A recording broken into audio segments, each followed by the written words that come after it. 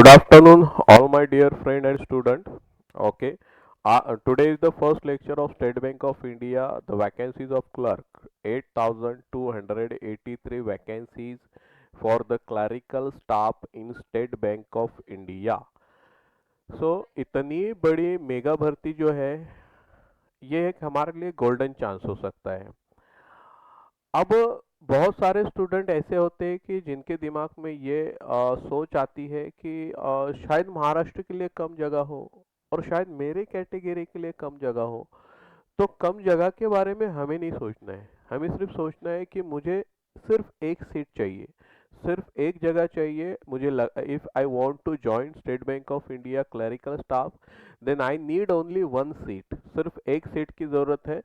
तो मेरे हिसाब से आप जगह का कम जगह के बारे में सोचने से अच्छा ये है कि अगर आपके लिए एक सीट है वहाँ पर अवेलेबल तो सिर्फ आप उसको देखिए और उसे कैसे डील किया जा सकता है, कैसे टारगेट किया जा सकता है इन 45 डेज, उसका प्लानिंग करिए। तो हम शुरू में आज अपना फर्स्ट लेक्चर है, तो इस फर्स्ट लेक्चर में हम सबसे पहले प्लानिंग करते हैं। और मैं आपको लास्ट ईयर 2022 में जो एसबीआई क्लर्क ने जो पेपर लॉन्च किया था वैकेंसीज के लिए, वो पेपर भी आपको दिखाने शो करने वाला हूँ। उससे हमें आइडिया आएगा कि in the future in 45 days how can we start, how can we make a preparation for the exam of preliminary, कैसा प्रिपेयर किया जाए उसके लिए। तो देखिए, जो लोग इसे लाइव देखेंगे या फिर इसे रिकॉर्डेड में देखेंगे तो उनके लिए मैं आपको एक सबसे पहले चीज़ बोल देना चाहता हूँ कि ये सारा जो सिलेबस है, हम जो प्लानिंग करेंगे 45 डेज के लिए, तो उसके लिए एक आज की एक गुड न्यूज़ ये है कि स्टेट बैंक ऑफ इंडिया ने जब एग्ज़ाम वैकेंसीज लॉन्च किया था तो उस पर ऑनलाइन फॉर्म फिलअप करने का 7 दिसंबर लास्ट डेट डाला था। लेकिन आज फिर से नोटिफिकेशन आया है एसबीआई की तरफ से, उन्होंने उस लास्ट डेट को एक्सटेंड किया है 10 दिसंबर तक। मतलब आप 10 दिसंबर तक उस एग्ज़ाम फॉर्म को फिल कर सकते हो। तो ये हमारे लिए गुड न्यूज़ है कि जिन लोगों ने अगर एडमिशन्स और एप्लीकेशन फॉर्म नहीं भरा होगा तो आप एप्लीकेशन फॉर्म भर दीजिए, 10 तारीख तक हमें टाइम है। मैंने फीस के बारे में भी हमारे सेमिनार में इसमें बोला था कि अगर आप इस एग्ज़ाम के लिए, ये स्टेट बैंक ऑफ इंडिया के पोस्ट के लिए अगर अप्लाई करना चाहते हो तो कैटेगरीज के लिए फ्री है, टोटली फॉर्म फ्री होता है। सिर्फ जो कैटेगरी ओबीसी कैटेगरी या ओपन कैटेगरी है इनके लिए आपको फीस पे करना होगा। तो जो लोग फॉर्म भरना चाहते हैं उन सारे लोगों के लिए एक गुड न्यूज़ ये है कि डेट को एक्सटेंड किया गया है, 10 दिसंबर तक आप फॉर्म भर सकते हो। दूसरी बात ये है कि अगर आप कैटेगरी में रिजर्व कैटेगरी में होते हो तो आपके लिए फीस भी टोटली फ्री है। तो आगे बढ़ते हैं। स्टेट बैंक ऑफ इंडिया की 8,283 जगह के लिए हम कैसे प्रिपेयर करने जा रहे हैं, तो इसके लिए हमने यहाँ पर एक थोड़ा सा हमारा कवर पेज बनाया कि स्टेट बैंक ऑफ इंडिया को हमारे एप्टैट एजुटेक के माध्यम से हम कैसे हमें सिक्योर हमारी एक सीट हमारे लिए सिक्योर कर सकते हैं। तो इसके लिए मैंने कुछ सिलेबस का चार्ट बनाया है, वो थोड़ा सा कुछ 5 या 10 मिनट में आपके सामने रख देता हूँ ताकि आपको टॉपिक के बारे में और उसका वेटेज कितना होगा आपके एग्जाम में उसके बारे में पता चले। ओके, तो देखिए हमारे प्रिलिमिनरी एग्जाम में there are 3 subject for the 100 question and the 100 mark and time for only 1 hour. The 3 subject, first subject reasoning ability, that's called तर्क शक्ति इन द हिंदी लैंग्वेज, और उसके क्वेश्चन होंगे 35 क्वेश्चन। देखिए इधर दिखाई देता है first topic is the reasoning ability. There are 35 question for the reasoning ability and the 35 question there are 35 mark, time only 20 minutes. So you have to solve all the question in only 20 minutes. You cannot get more than 20 minutes, so it is a time limit. Second one what? Numerical ability के लिए आपके पास 35 question होंगे, उसके लिए 35 mark दिए हैं और time फिर से 20 मिनट का दिया हुआ है। तो ये जो 20 मिनट है हमारे लिए ये पत्थर की लकीर है कि 20 मिनट में जो भी करना है आपको कर देना है। लास्ट में क्या होता है कि तीसरा सब्जेक्ट जो है वो इंग्लिश लैंग्वेज का आता है। इसमें आपको फिर से थोड़ा सा करेक्शन होना चाहिए यहाँ पर। 35 question is not a right, some mistake in.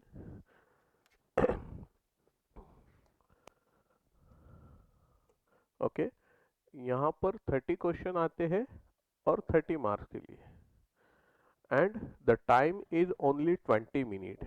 So again I repeat that: reasoning ability 35 question 35 mark and the time is 20 minutes. Numerical ability 35 question 35 mark and time is 20 minutes. English language 30 question 30 mark and time is 20 minutes. So that three subject have to completed in only 1 hour, means 60 minute. Okay, so ये है हमारा target कि हम क्या करना चाहिए।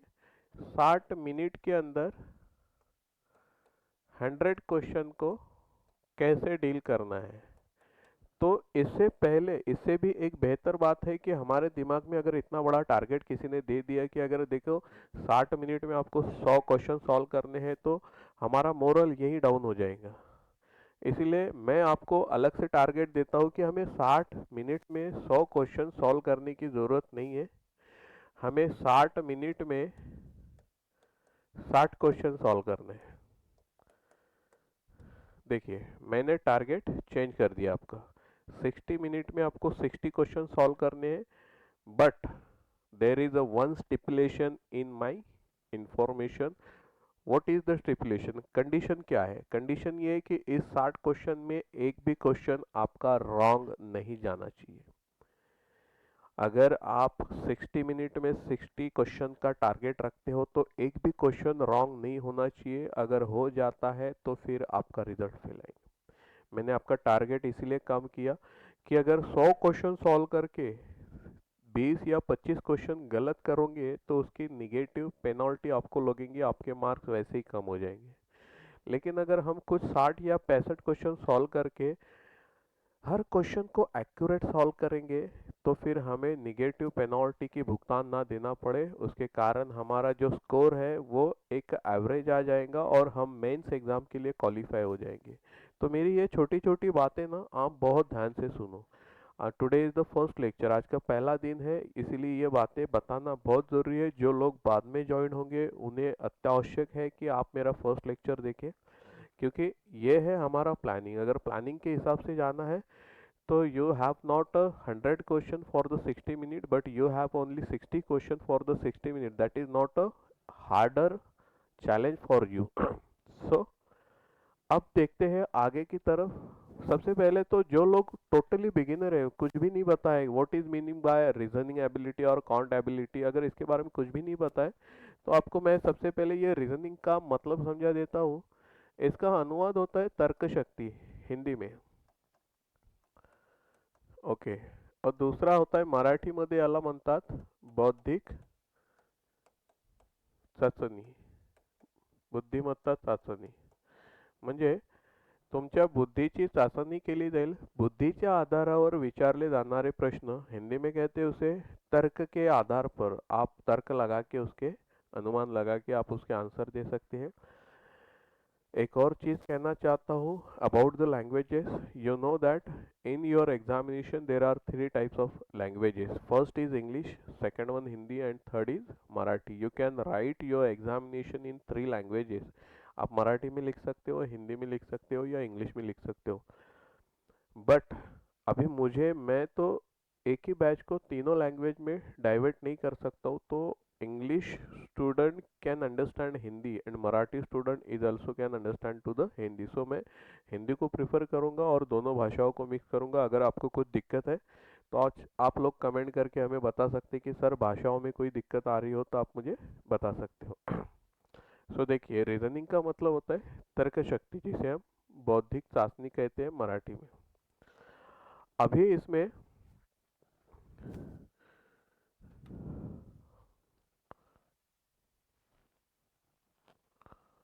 अब देखिए, इसमें सबसे पहला टॉपिक मिसलेनियस क्वेश्चन का है।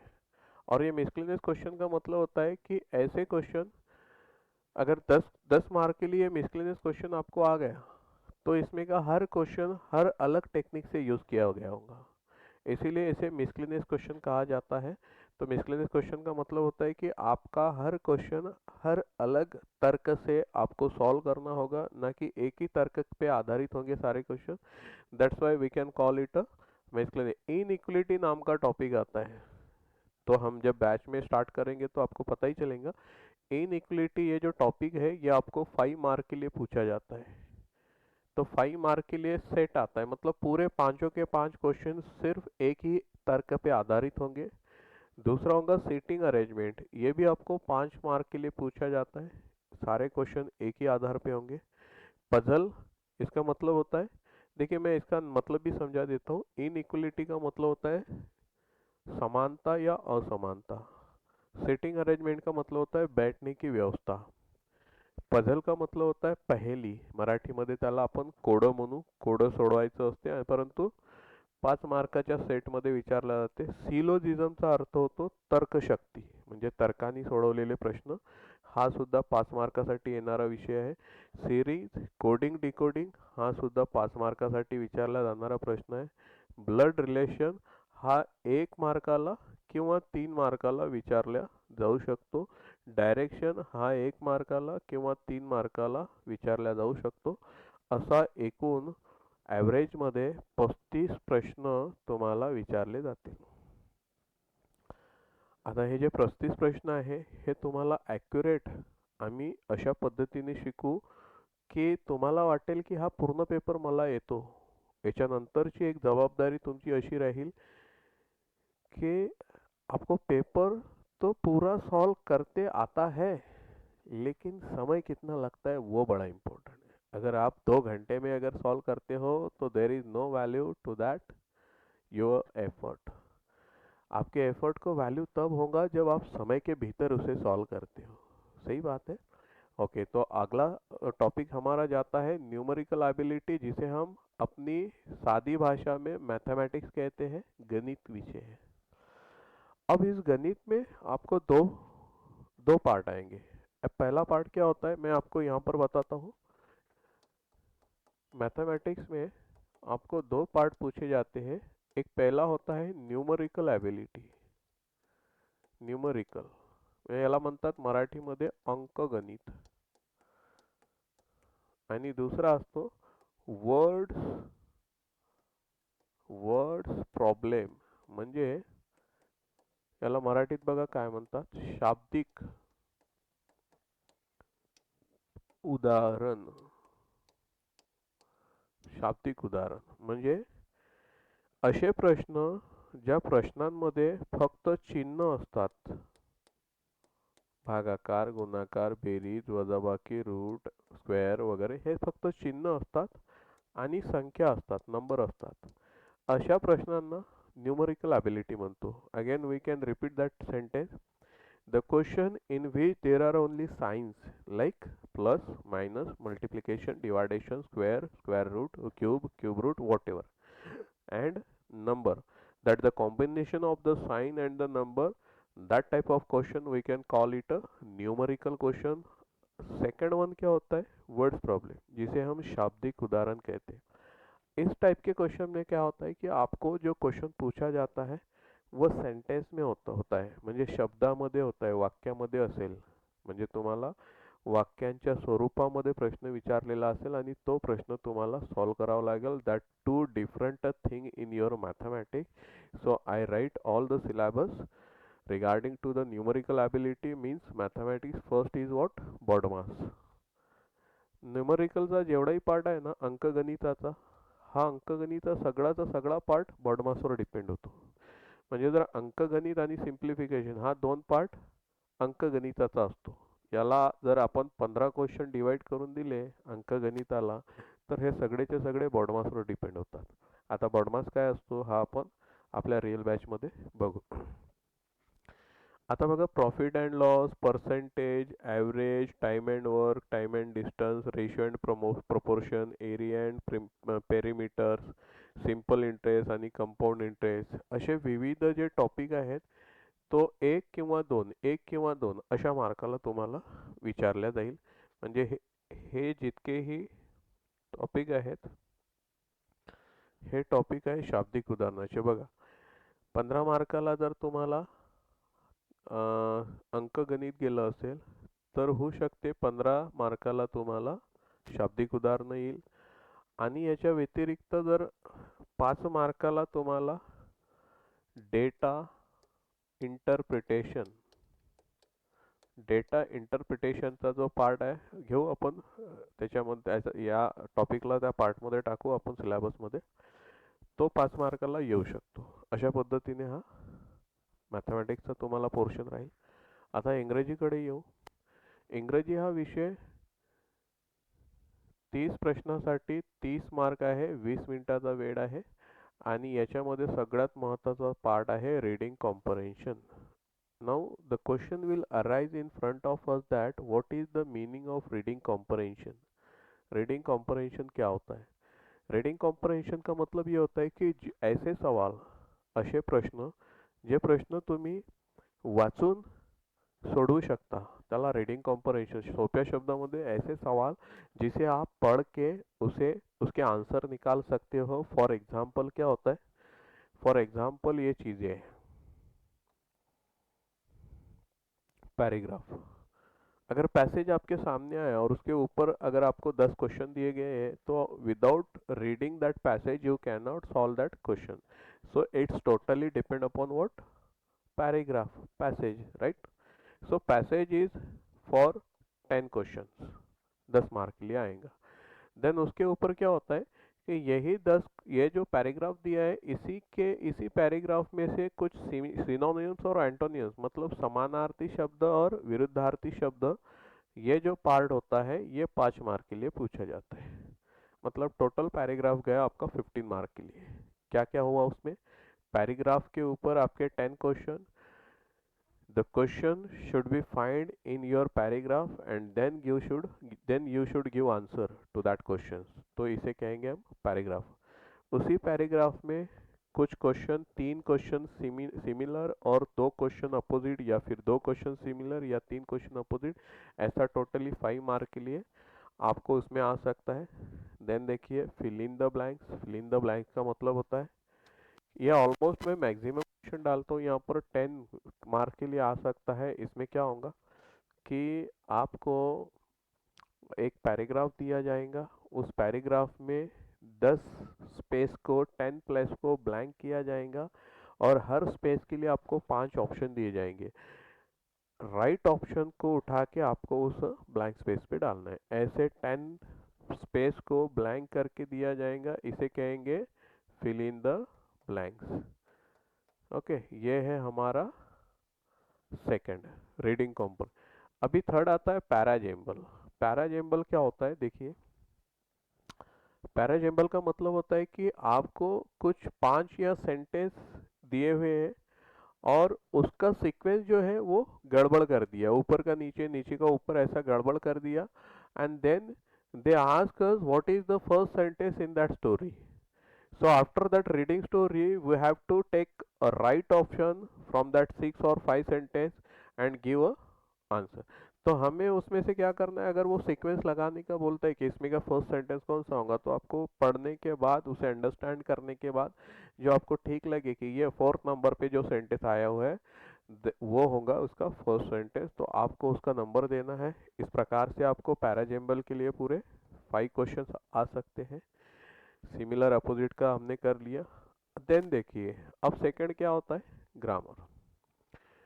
इंग्लिश में 2 पार्ट, देखिए मैथमेटिक्स में 2 पार्ट आए, न्यूमेरिकल एंड वर्ड्स प्रॉब्लम. वैसे इंग्लिश में भी आया, रीडिंग कॉम्प्रहेंशन का पार्ट है और एक ग्रामर का. रीडिंग कॉम्प्रहेंशन में if you are not know to the grammar then also you can solve the reading comprehension, but without grammar you can not solve that part. इसके लिए आपको grammar की आवश्यकता होगा, जो हम पढ़ेंगे ज़रूर. इसमें देखिए एरर फाइंडिंग का पार्ट आता है. एरर फाइंडिंग का पार्ट मतलब ये होता है कि आपको एक सेंटेंस दिया है और उस सेंटेंस में कहीं ना कहीं एक ग्रामेटिकली मिस्टेक किया हुआ है. If if you know the total grammar you can find the mistake from that sentence. and give the number of that sentence for the answer। मतलब कि अगर ये सेंटेंस को में अगर एक मिस्टेक किया है तो इस सेंटेंस को 4 टुकड़ों में डिवाइड करेंगे वो, इनको नंबर देंगे 1 2 3 4 और 5 नंबर का मतलब होगा नो एरर। अगर आपको लगता है यहाँ एरर है तो 1 नंबर आंसर दीजिएगा, यहाँ एरर है तो सेकंड, यहाँ एरर है तो थर्ड, यहाँ एरर है तो four. If you think that there is no error in that sentence then give answer 5 number. So like that we can give answer for the error finding. ऐसे आपको almost 10 question आ सकते हैं इसके लिए। फिर आता है replace the sentence. Replace the sentence क्या होता है? आपको एक सेंटेंस दिया है और इस सेंटेंस का इतना हिस्सा बोल्ड किया हुआ है, और ये बोल्ड किया हुआ सेंटेंस अगर मिस्टेकफुल है तो उसके लिए आपको ऑप्शन दिए गए हैं 4 ऑप्शन। और अगर आपको लगता है कि this sentence is mistakeful according to the whole sentence then you should replace from the option 4 option. But if you think that this sentence is totally correct, there is no need to replace from the option, then you have a 5 number option that is no correction required। ऐसा 5वें number का एक option आएगा यहाँ पर कोई correction रखने की ज़रूरत नहीं है, ऐसा वो बताएगा। तो फिर अगर वो पूरा राइट है तो फिर इट्स ओके, नो प्रॉब्लम। तो 5 नंबर आंसर दीजिएगा।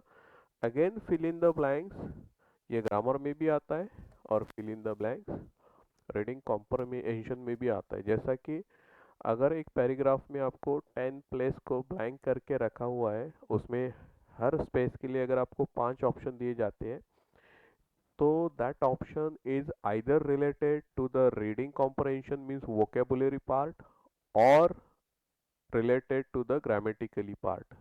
ओके, मतलब ग्रामर से रिलेटेड हो सकता है, it's may be related to the article, preposition or any other part of the grammar, English grammar।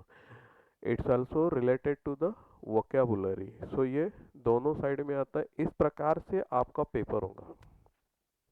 इतने सब्जेक्ट में इतने टॉपिक्स ये आपके आने वाली एसबीआई के एग्ज़ाम में आएंगे। तो ये जो हमारा पूरा कंप्लीट चार्ट है, ये चार्ट को हम अभी आने वाले 45 डेज में कैसा कंप्लीट करेंगे, इसके लिए कुछ प्लान बनाए। देखिए आपको क्या करना है। नहीं तो हो गया सर क्लास लगाया तो अभी तो हम लग ही गए हैं, ये सोचना मतलब गलत है। सिर्फ क्लास लगाने से कोई इंसान अगर नौकरी पे लग जाता तो आज भारत का एक भी बच्चा खाली नहीं रहता। हर कोई कहीं ना कहीं क्लास ज्वाइन करके जॉब पे लग जाता। तो मेरे हिसाब से as per to the my experience मुझे ऐसा लगता है कि जब आप क्लास लगाते हो तो आप उन टॉपिक से फैमिलियर हो जाते हो, आपको मालूम पड़ता है कि इसे कैसे सॉल्व किया जाता है। लेकिन नेक्स्ट जर्नी, उसके बाद की जो जर्नी होती है वो आपकी होती है कि आप उसे कितना प्रैक्टिस करते हो, कितना उसके लिए डेडिकेट रहते हो और उसमें टाइम कैसा ऑक्यूपाई करते हो। मीन्स अगर आपको वो क्वेश्चन सॉल्व करने के लिए अगर 5 मिनट लगते हैं बट रिक्वायर टाइम क्या है कि आप उसे सिर्फ 40 सेकेंड में सॉल्व करो, तो वो टाइम कवर करने के लिए बीच का जो मेहनत है, जो आपकी प्रैक्टिस है, वो बहुत करना चाहिए। तो you don't think that class is sufficient to join the State Bank of India. क्योंकि मैं आपको रियलिटी बताऊंगा, हवा में नहीं खिलाऊंगा जैसा कि ओके नो प्रॉब्लम आप क्लास लगा दो आपका सिलेक्शन पक्का होगा। क्योंकि उस 45 डेज ये जो टाइम होता है ना, ये सफिशिएंट है लेकिन बहुत हार्ड टाइम होगा। इसके लिए क्या करना होगा, मैं बहुत बड़ा चैलेंज भी नहीं दूंगा आपके पास। आपके आपके ज़िंदगी में हर रोज़ ना 24 घंटे आते हैं, डेली 24 आवर्स। अब ये 24 घंटे में आपके आप आप जिंदा हो तो आपको ज़िंदगी जीना भी पड़ेगा। इसलिए मैंने एक प्लान बनाया है, वो ऐसा है 8 घंटे अगर आपको सोना, आप सोना चाहते हो तो आप सो लीजिए, नो प्रॉब्लम। ताकि अगर किसी के बॉडी को 8 घंटे सोने की आदत है और वो अगर 6 या 5 घंटे सोता है तो he can not work properly other than sleeping hour. तो इसके लिए मैं उसे सोने की परमिशन देता हूँ। It's instruction only for my student who is looking to me, who is attending this batch only, okay, not for the other people. 8 घंटे आपको सोना है। दूसरा है, आपके जो भी काम होंगे, होते हैं ना, हर किसी को काम होते हैं, अगर वो अनएम्प्लॉयड भी है तो भी काम होते हैं उनको। तो 8 घंटे आपको क्या करना है, आपके काम करना है। आपका कॉलेज होगा, आपका स्कूल होगा, आपका जॉब होगा, what ever any work in your life you can do that. लेकिन जो बचे हुए 8 घंटे हैं उसमें आपको स्टडी करना है। और मैं ये बोलता हूँ ये बहुत चैलेंजिंग चीज़ है कि आप 24 घंटे में से 8 घंटे आप पढ़ाई कैसे करना है, आपका टाइम कैसे लगाना है, वो आप अरेंज करना है। लेकिन देखिए, ये इतनी बड़ी बात है आपके ज़िंदगी की कि अगर ये 45 डेज में अगर आप एसबीआई में जॉब सिलेक्ट हो गए तो आपकी आने वाली ज़िंदगी क्या होगी, आपके आने वाले दिन कैसे होंगे। अगर आज देखिए आपके अकाउंट में 1 तारीख से लेकर 5 तारीख तक कभी ऐसा मैसेज देखा, you have credited 50,000 amount in your this account, ऐसा मैसेज देखा है आपने? ये मैसेज आपके हर महीने में आपके मोबाइल में आते रहेगा जब तक कि आप 58 या 60 साल के हो नहीं जाते तब तक। इतने बड़े चेंजेस आपके लाइफ में आने वाले, तो फिर हमें इतनी अग्नि परीक्षा तो देना ही पड़ेगा। It is not easy. ये इतनी आसान बात नहीं है जितना कि आप सोच रहे हो। तो इसीलिए अगर रियलिटी बेस पर आपको काम करना है मेरे साथ, तो आपको ये सब चीज़ें करना होगा। 8 घंटे का स्टडी को आपको कैसा फाइनल करना है मैं बाद में बताऊंगा। धीरे आप सबसे पहले तो आप अपनी कैपेसिटी बढ़ाओ। आपके माइंड में ख्याल आ सकते कि सर किताबें कौन सी लेना है, नोट्स कौन सी पढ़ना है क्या। आप शुरू के कुछ 2-4 दिन पहले क्लास अटेंड कीजिए, धीरे धीरे धीरे हर चीज़ें मैं बताते जाऊंगा। फिर धीरे धीरे आपका टाइम प्लान करो, आप टाइम टेबल बनाओ। Okay, clear? अगर ये क्लियर है तो फिर हम हमारे टारगेट की ओर बढ़ते हैं। नेक्स्ट देखिए, हमारा प्लानिंग क्या है कि 45 डेज में हम कैसे कवर किया जा सकता है स्टेट बैंक ऑफ इंडिया को। तो मैंने सोचा है कि अगर मैं स्ट्रेटेजी 3 घंटे की अप्लाई करूँ रोज़ाना, डेली 3 घंटे, ताकि रीजनिंग, मैथ्स या इंग्लिश, इन तीनों सब्जेक्ट को एक एक घंटा दे पाऊँ, तो 3 घंटे 8वें से यहाँ हो गए। बचे 5 घंटे आप पढ़ाई करो, जो मैं कहूँगा वो करना है। तो ये शुरू में तो आप, मैं किसी भी स्टूडेंट पे ये प्रेशर नहीं डालूंगा कि शुरू में एकदम स्टार्टिंग में ही 3 घंटा बैच लगाऊंगा, नहीं। मैं पहले कुछ 1-1.5 घंटा, 1 घंटा, फिर 1.5 घंटा, ऐसा धीरे धीरे टाइम बढ़ाऊंगा। 8-10 दिन में वो हमारा 3 घंटे तक पहुंच जाएगा। अगर उस 8-10 दिन में, इसीलिए कि जो बच्चे ज्वाइन होना बाकी है वो जब पूरे कम्प्लीटली ज्वाइन हो जाते हैं तो फुल्ली फ्लो में हम 3-3 घंटे की बैच चलाएंगे। उसके बाद, उसके पहले अगर आपके कोई फ्रेंड है, आपके कोई रिश्तेदार है, उनको भी, उन्होंने भी अगर फॉर्म नहीं भरा होगा तो 10 दिसंबर तक के तारीख है फॉर्म भरने के लिए। आप फॉर्म भरवा के बैच को ज्वाइन करवा सकते हो। तो ये हमारा 1-1 घंटे का शेड्यूल रहेगा। उसके बाद देखिए कि प्लानिंग ये होगा कि हर एक दिन 3 घंटे की बैच और हर सब्जेक्ट में हमें 1 घंटा देना है। प्रिंटेड मटेरियल एक्सरसाइज के लिए हम प्रोवाइड करेंगे। ये बैच ऑफलाइन, ऑनलाइन और रिकॉर्ड सभी में अवेलेबल होगी।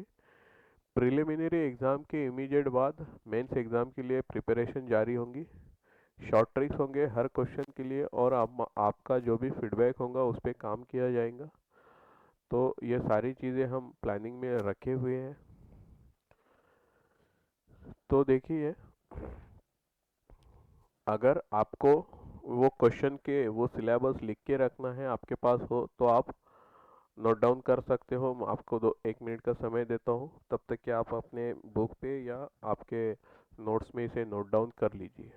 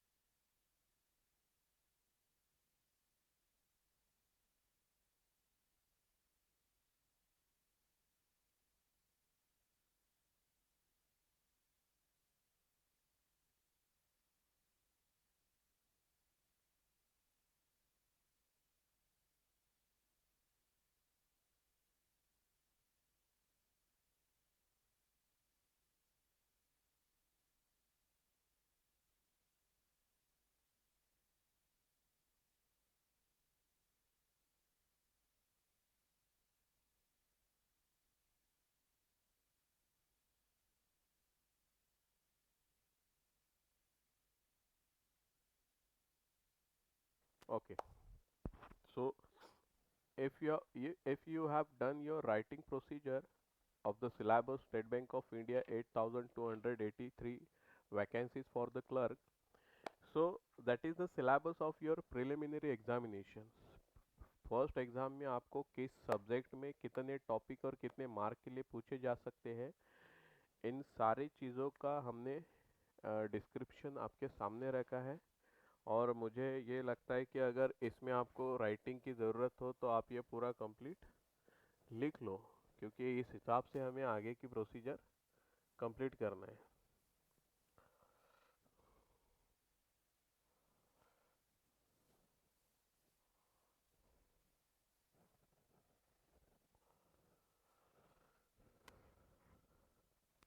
स्लोली स्लोली हम हमारे उद्देश्य की ओर बढ़ते जाएंगे। नहीं तो ऐसा हो जाएंगे कि फर्स्ट डे में अगर आपको बहुत सारी चीज़ें अंडरस्टैंड नहीं होंगे तो आप हो सकता है डीमोटिवेट हो जाए।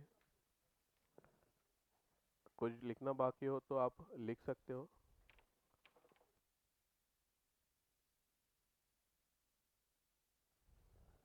ओके। सो डिस्क्रिप्शन के बाद, एग्ज़ाम की डिस्क्रिप्शन के बाद देखिए मैंने आपके लिए एक अच्छा प्रयोजन किया है। SBI clerk previous year paper दिया है 2022 में। किस प्रकार से आपके लिए क्वेश्चन आए थे, क्वेश्चन पेपर आया था, इसका भी अंदाज़ा हम ले लेंगे कुछ भी स्टार्ट करने के पहले। जिसमें देखिए सबसे पहले टॉपिक स्टार्ट होता है the certain number how many person seed in liner. Okay. सबसे पहले स्टार्ट होता है टॉपिक रीजनिंग का। अब ये रीजनिंग में देखिए क्वेश्चन स्टार्ट होता है यहाँ से यहाँ तक एक इंफॉर्मेशन दिया है। क्या दिया है? A certain number of person sit in a linear row. जो मैंने सीटिंग अरेंजमेंट का टॉपिक आपको बताया था, वो सीटिंग अरेंजमेंट का क्वेश्चन ये होता है। Question number 1 who among, question number 2, question number 3। Okay. और यहाँ पर दिया है क्वेश्चन नंबर 4। क्वेश्चन, चार क्वेश्चन दिए हैं seating arrangement, question direction 1 to 5। Okay, seating arrangement का।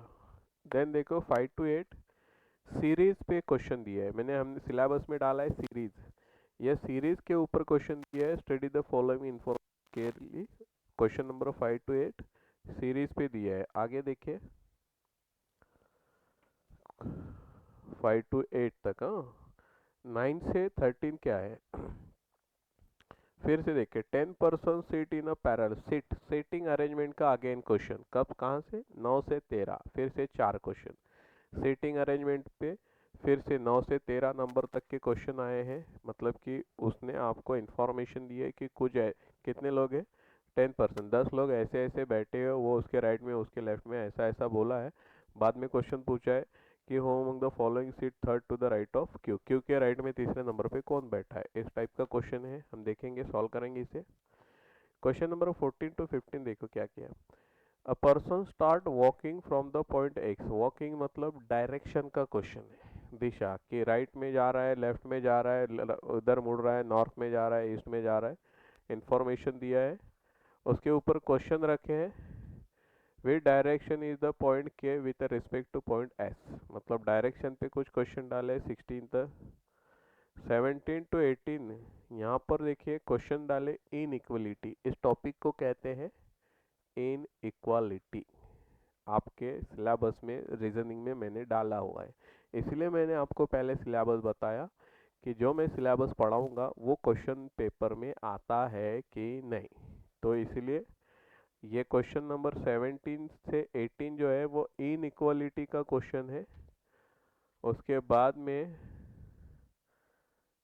19 से 20 7% live on a separate floor. ये पजल टॉपिक कहते हैं इसे। ये क्वेश्चन नंबर 19 से 23 तक जाता है। फिर से चार क्वेश्चन 24 से 26 पे देखिए क्या आता है। हाँ, 24 से 26 इसे कहते हैं सिलोजिज्म। सिलोजिज्म का मतलब होता है तर्क शक्ति के पे आधारित कुछ क्वेश्चन होते हैं। 24 से 26 ओनली दो क्वेश्चन डाले हैं उसने। आगे क्या बोला है? 27 से 31 में क्या डाला है?